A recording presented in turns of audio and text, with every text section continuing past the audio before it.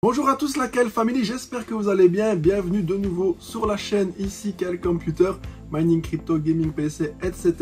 Si tu es nouveau, n'hésite pas, lâche un petit abonnement, ton meilleur like, ça fait plaisir, référencement, la chaîne, etc. Vous connaissez.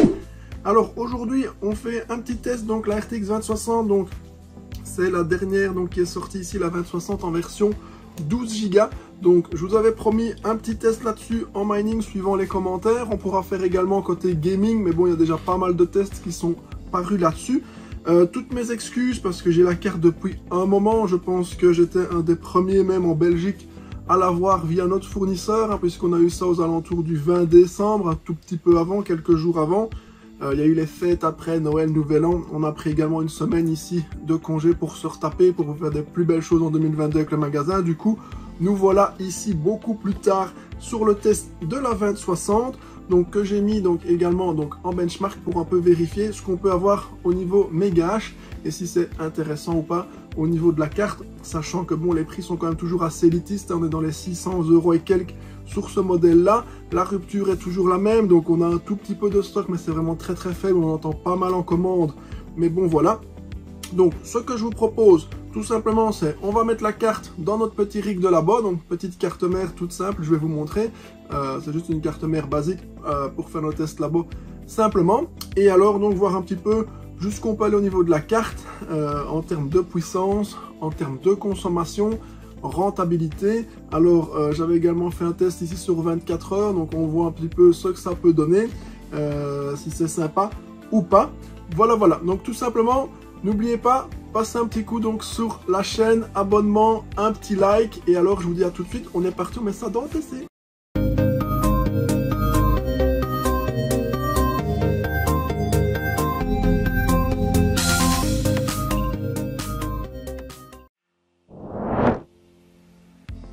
Alors voilà, rien de spécial au niveau de la carte, hein, comme je le disais précédemment, donc c'est vraiment 2060.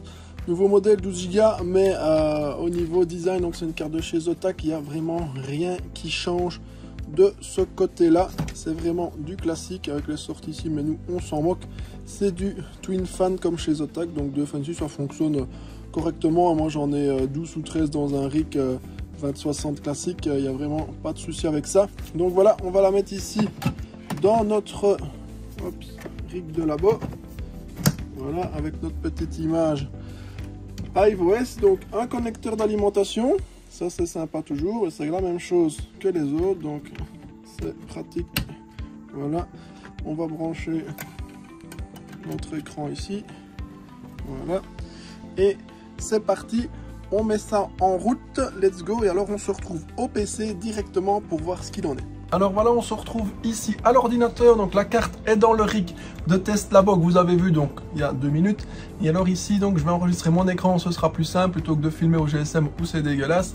Et donc voilà, on va arriver ici sur ma ferme tout simplement. Donc je vais prendre ici pour aller sur notre rig de labo. Et donc on voit la carte est déjà là avec un profil de base donc que j'avais déjà été mettre ici. Donc on voit ici qu'on est à 36,39, donc 36,4 MHz, ce qui est déjà très bien pour une consommation de 96 watts. Donc ça c'est quand même vraiment sympa ici.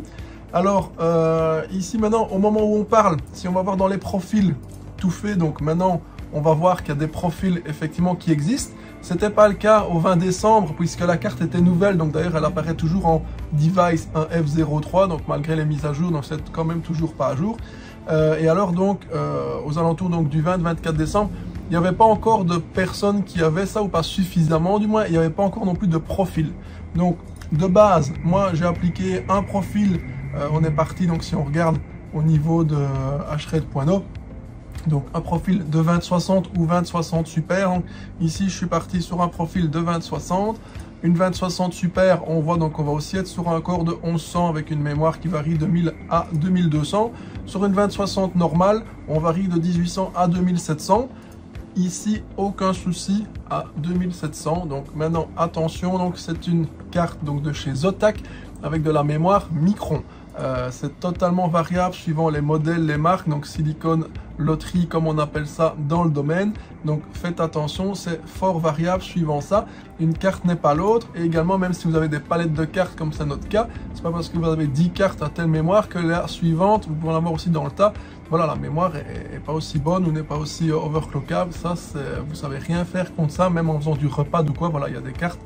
Voilà, c'est pas prévu non plus pour ça spécialement. Donc, c'est vraiment, comme on dit, la silicone loterie. Donc voilà, il y a des puces qui fonctionnent mieux que d'autres, tout simplement. Ici, donc, 36-39, franchement, aucun problème. Donc, moi, c'est stable à cette fréquence-là depuis plusieurs jours. Il n'y a vraiment aucun souci avec ça. Alors, je sais qu'on peut encore monter la carte. Donc, ici, on peut encore changer un petit peu. Je vais la mettre à 2008, par exemple. Ça va pas poser de problème. Je vais pouvoir le faire. Maintenant, sur des tests long terme, au-dessus de 48 heures, on voit qu'on va commencer à avoir des invalides chers où la carte reboot ou se met en erreur. Donc, c'est pas quelque chose qui est stable et fonctionnel malgré que les températures sont correctes. Mais on peut encore effectivement monter la mémoire. Mais effectivement, sur le long terme, il faut se méfier. Donc voilà, vous voyez, je viens de la passer à 2008. Donc, on est passé à 36-43 et on peut encore grimper à 2009-3000. Mais franchement, au-dessus de 2007-2008, moi, en tout cas, sur ce modèle-là, avec la Micron et l'exemplaire unique que j'ai, puisque j'ai pas encore eu les autres, là, on ne sait pas être stable dans le temps, je vais dire, à plus de 2007-2008. Donc voilà, c'est bien beau de toujours aller taper un overclocking de fou, mais il faut d'abord privilégier la stabilité, parce que si tous les 2 jours ou toutes les 24 heures, vous devez aller vérifier, faire des reboots ou que la carte se met en erreur ou reboot, c'est pas du tout intéressant. Donc vous allez voir ici, voilà, je fais plusieurs refresh, 36-64, donc c'est quand même super intéressant. Mais voilà, moi ici à partir de 48 heures, ça décroche à ce type de fréquence, mais sinon vous voyez c'est atteignable, mais pas viable sur le long terme. La consommation ne change pas beaucoup, on est sous le 96 watts, donc ça c'est quand même vraiment intéressant. Parce que donc on est à 36,6 MHz pour 96 watts. Donc si on va vérifier ce watt to mine, donc on a 36,6 MHz pour 96 watts. L'électricité, donc nous ici en Belgique, on est plus ou moins à 30 cents du kilowatt. Donc en dollars, ça fait 34 et quelques. Donc j'arrondis à 35 dollars du kilowatt. Et donc on va voir ici, donc on va être sur un rendement de 1,24 $. Donc c'est pas fou, c'est un bon compromis. Maintenant avec la difficulté croissante, voilà, donc 1,24 par jour ici, donc sur cette carte là, sachant que la carte est dans les 600 et quelques euros, donc voilà, il va quand même falloir encore pas mal de temps pour amortir, sachant qu'on ne sait pas non plus ce qui va se passer en juin. On va sûrement migrer sur du flux de Ravenwood. Le flux a l'air pas mal prometteur, mais bon, de nouveau ça chauffe aussi encore pas mal, donc on verra bien vraiment sur quoi on va s'orienter courant juin, juillet ou fin de l'année, puisque à voir comment ça va être reporté de ce côté-là, vous savez bien. Donc voilà, cette carte-là est vraiment quand même pour moi intéressante, à part évidemment les prix que tout le monde connaît et la difficulté croissante. Mais sinon, si on était dans un scénario classique, franchement, on est sur de la très bonne rentabilité, comme du 1660 Super, avec une bonne consommation. Et si on fait du calcul, oui, ça peut être quand même plus avantageux que du haut de gamme. Maintenant, le problème, c'est qu'il faut beaucoup plus de cartes et donc beaucoup plus de structure également. Mais sinon, on a un ROI franchement tout à fait acceptable et intéressant. Et avoir de nouveau les dispos, c'est toujours le même problème. Donc voilà, ici, ça tient quand même pas mal. Voilà. Donc comme ça, vous savez quoi de ce côté-là.